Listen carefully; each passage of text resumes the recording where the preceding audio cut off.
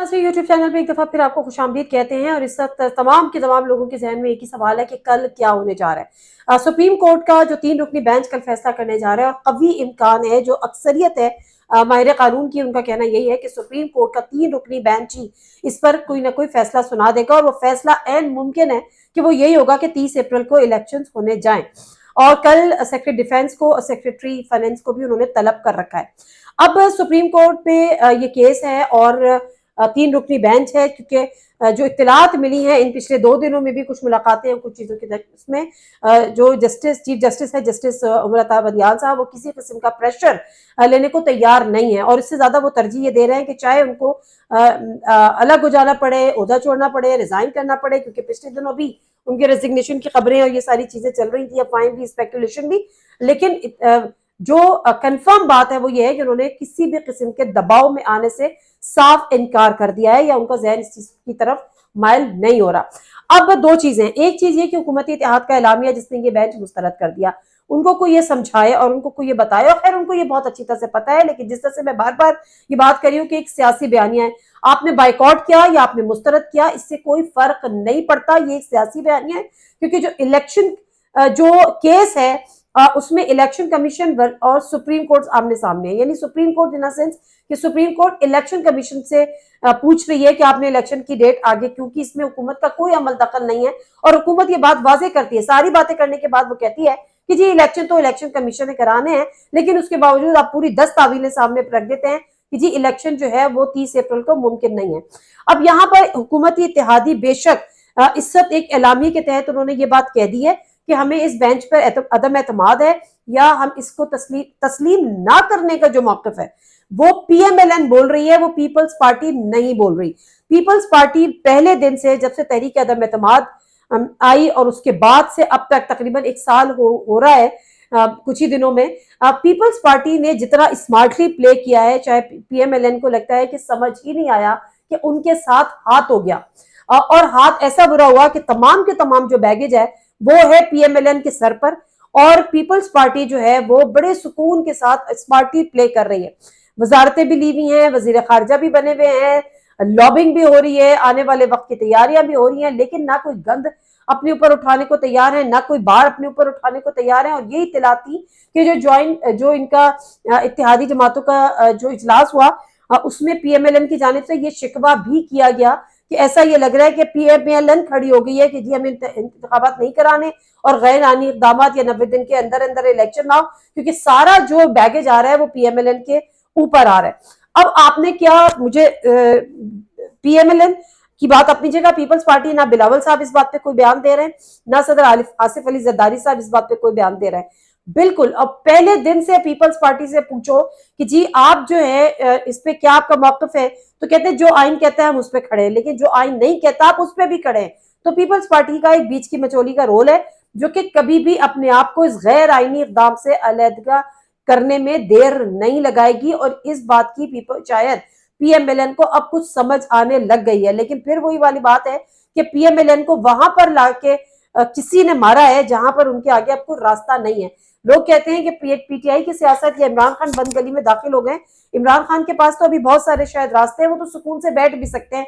इंतजार भी कर सकते हैं, लेकिन पीएमएलएन के पास वो एक्चुअल बंद गली में दाखिल हो गई। और बंद गली में दाखिल करने वाले वो थे जिनके ऊपर उन्होंने आंखें बंद करके एतबार किया। बेसिकली वो भी, उनके पास भी 2 ऑप्शन थे, या तो वो 10 साल अदालतों में और जेल में गुजारते, या फिर वो आके हुकूमत करते। लेकिन हुकूमत करने के बाद उनका अब सियासी मुस्तकबिल क्या होगा और किस तरह से वो इन चीजों को लेके चलेंगे, अब उनके पास एक आखिरी एक जो ऑप्शन रह गया है वो यही है कि वो सियासी शहीद बन जाए। और कभी इम्कान है कि अगर के इन्होंने, जिस तरह से मरियम औरंगजेब साहबा कह रही थी कि हम अमल नहीं करेंगे या तस्लीम नहीं करेंगे, तस्लीम ना करने का, अच्छा जब इन लोगों से पूछा जाए, बड़ी दिलचस्प बात है, चाहे आप पीपल्स पार्टी से पूछे, चाहे आप पीएमएलएन से पूछे, कि जब आप ये कहते हैं कि हम इस फैसले को तस्लीम नहीं करेंगे तो उससे क्या मुराद है, वहां पर आके जो है वो हैंकी पैंकी करते हैं और राइट और लेफ्ट का सहारा लेते हैं। ये बात नहीं कह रहे कि हम उस पर अमल दरामद नहीं करेंगे, क्योंकि जिस दिन आपने ये बात कह दी कि आप उस पर अमल दरामद नहीं करेंगे, उस दिन आप पे तौहीन अदालत लग जाएगी। अगर इस फैसले आने के बाद आप ये बात करते हैं, और ये बात भी इनको अच्छी तरह से समझ में आती है, तो ना इस सवाल के जवाब में पीपल्स पार्टी कहीं हमें वाज़ेह पोजीशन लेती हुई नजर आती है, ना पीएमएलएन हमें वाज़ेह पोजीशन लेती हुई नजर आती है। JUIF واضح پوزیشن لیتی ہوئی نظر نہیں آتی، کیونکہ ان کو یہ اندازہ ہے کہ اس سے پہلے جو توہین عدالت ہوئی ہیں جس میں پرائم منسٹر بھی گھر گئے اور اس کے بعد 5-5 10-10 7-7 سالوں کے لیے وہ نااہل بھی ہوئے، تو معاملہ جو ہے وہ بڑا دلچسپ ہو چکا ہے، اور قوی امکان یہی ہے کہ اب 30 اپریل کو عدالت جو ہے اس چیز کا حکم تو دے دے گی۔ دوسری طرف بات رہ گئی ہے کہ جو امپریشن جو ہر کوئی یہ بات کر رہا ہوتا ہے کہ جی اسٹیبلشمنٹ نہیں چاہتی کہ جی الیکشنز ہو۔ جب میں نے یہ سوال فواد چودھری صاحب سے کیا تو انہوں نے بڑا دلچسپ جواب دیا، انہوں نے کہا آپ نے خود کہہ دیا کہ اسٹیبلشمنٹ تو یہ بھی نہیں چاہتی تھی کہ پنجاب کی اسمبلیز ٹوٹے، تو اس کا مطلب ہے کہ اگر اسٹیبلشمنٹ کی خواہش کے اگینسٹ جا کر بھی پنجاب اسمبلیز ٹوٹ گئیں تو ان کی خواہش کے اگینسٹ جا کر یہ کام بھی ہو سکتا ہے، یعنی الیکشنز بھی ہو سکتے ہیں۔ سپریم کورٹ میں یہ مدعا بھی الیکشن کمیشن کی طرف سے اٹھایا گیا، کیونکہ الیکشن، اور دلچسپ بات یہ ہے کہ الیکشن کمیشن بھی اپنے اوپر کوئی بار لینے کو تیار نہیں۔ جب الیکشن کمیشن نے ڈیٹ جو ہے وہ 30 اپریل سے 8 اکتوبر کی، تو جو انہوں نے اپنے اعلامیے میں یا اپنی پریس ریلیز میں بات لکھی وہ بھی انہوں نے ساری کے ساری ٹوپی رکھی حکومت وقت کے اوپر کہ حکومت وقت فیسیلیٹیٹ کرنے کو تیار نہیں ہے، یعنی سیکیورٹی ادارے سیکیورٹی پرووائڈ کرنے کو تیار نہیں ہے، جو فائنانس منسٹری ہے وہ پیسے ادا کرنے کو تیار نہیں ہے، اور کل جو سپریم کورٹ ہے اس میں انہوں نے طلب کر لیا ہے سیکریٹری فائنانس کو بھی اور سیکریٹری ڈیفنس کو بھی، اور جسٹس منیر بڑے کیٹیگوریکلی کہہ چکے ہیں کہ ہم پوچھیں گے اور دیکھیں گے کہ کیسے سیکیورٹی کہنے پر بھی اور طلب کرنے پر بھی سیکیورٹی دینے سے انکار کیا جاتا ہے، ہم ان کو بھی بلا لیں گے جو اس پر انکار کر رہے ہیں، اور پھر انہوں نے کل سیکریٹری ڈیفنس کو بلا بھی لیا۔ تو اب یہ بات ہر ایک کو پتا ہے کہ جس نے نہ کی اس پہ لگنی ہے توہین عدالت، اور اس بات کا قوی امکان ہے۔ اب جب کچھ خبریں اس طرح سے بھی گردش کر رہی تھیں کہ جی پی ٹی آئی کو اس قسم کی کوئی آفر ہو رہی ہے کہ آپ ایسا کریں کہ آپ اپنے موقف سے پیچھے ہٹ جائیں اور ہم آپ کی اسمبلیز بحال کر دیتے ہیں، کے پی کی اسمبلی بحال ہو جائے گی، پنجاب اسمبلی بحال ہو جائے گی، اور آپ پہلی والی پوزیشن پہ آ جائیں گے، اور اس کے بعد جو ہے 8 اکتوبر کو الیکشن کرا لیں گے۔ تو پی ٹی آئی کو یہ بات بہت اچھی طرح سے پتا ہے کہ اگر یہ 8 اکتوبر کے لیے یہ سکون سے بیٹھ گئے تو یہ الیکشنز 8 اکتوبر کو بھی ہونے نہیں جا رہے، اور دوسری طرف حقیقتاً یہ ہے کہ قانون اور آئین میں ایسا کوئی پروویژن نہیں ہے کہ آپ جو ہے وہ ایک ڈیزالٹ اسمبلی کو انڈو کر کے جو ہے دوبارہ سے اس اسمبلی کو اسی طرح سے چلانے لگ جائے۔ مطلب اس ملک میں کوئی آئین ہے، کوئی قانون ہے، کسی چیز کا ملک ماتحت ہے، آئین کے تحت چلتا ہے، اس طرح نہیں ہوتا کہ کسی کی خواہشات پہ چلتا ہے، اور لیکن ابھی تک جو صورتحال ہے وہ بالکل اسی طرح سے۔ تقی عثمانی صاحب، مولانا تقی عثمانی صاحب کی بات کو یہاں پہ میں کوٹ کروں گی، انہوں نے بڑی دلچسپ 2-3 ٹویٹس کی۔ انہوں نے ٹویٹس یہ کی، ایک تو انہوں نے فوج کو ڈائریکٹلی انڈائریکٹلی یہ کہا ہے کہ جی آپ آ کے کوئی نہ کوئی رول ادا کریں، اور بہت سارے حلقوں سے اب یہ آوازیں آ رہی ہیں، اور I don't know but Taqi Usmani صاحب کی بات کو کوئی رد کرتا ہے یا کوئی رد نہیں کرتا، یا پھر یہ کوئی فرمائشی ٹویٹ تھی، لیکن بہرحال انہوں نے بڑی اچھی ایگزامپل دی کہ جب ہم بلیم گیم سے ہمیں نکلنا ہوگا، اور اگر ہم یہ سوچتے ہیں کہ گھر میں آگ لگ جائے کہ جی اس بحث میں پڑنے کے بجائے کہ آگ بجھائی کس نے تھی، لگائی کس نے تھی، سب سے پہلے آپ کو آگ بجھانے کا سامان کرنا ہوگا، اور اس میں بھی یہ نہیں ہوگا کہ اس کا کام ہے اور اس کا کام نہیں ہے، اس کی ڈیوٹی ہے اور اس کی ڈیوٹی نہیں ہے، سب کو مل کے اس کی آگ بجھانی ہوگی۔ تو کیا اس بیان سے ہم یہ سمجھے کہ آنے والے وقت میں کوئی بہتری ہوگی؟ لیکن اصل صورتحال اس وقت ہوگی کہ جب پی ایم ایل این اس جنگ میں اکیلی رہ جائے گی، اور آپ یہ دیکھیں گے، اور اسی وجہ سے پیپلز پارٹی جو ہے وہ اپنی پوزیشن واضح کرنے کے لیے اس وقت تیار نہیں ہے۔